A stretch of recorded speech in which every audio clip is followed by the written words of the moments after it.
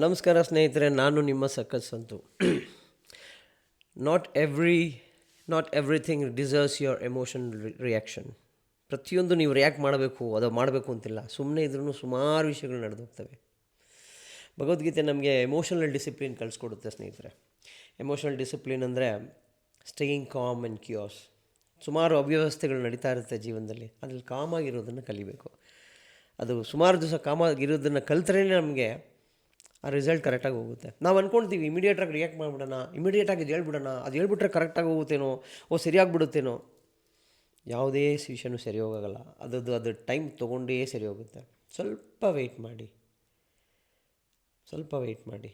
Choose peace over panic.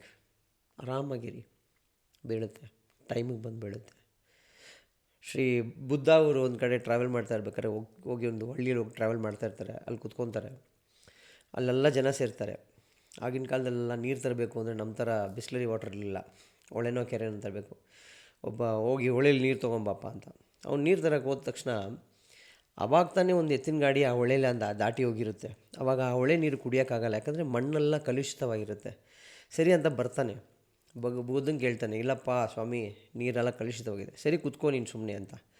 ಅರ್ಧ ಗಂಟೆ ಬಿಟ್ಟು ಹೋಗ್ತಾನೆ, ಇನ್ನೂ ಹಂಗೆ ಇದೆ ಸ್ವಲ್ಪ ಹೊತ್ತು ಅಂತ.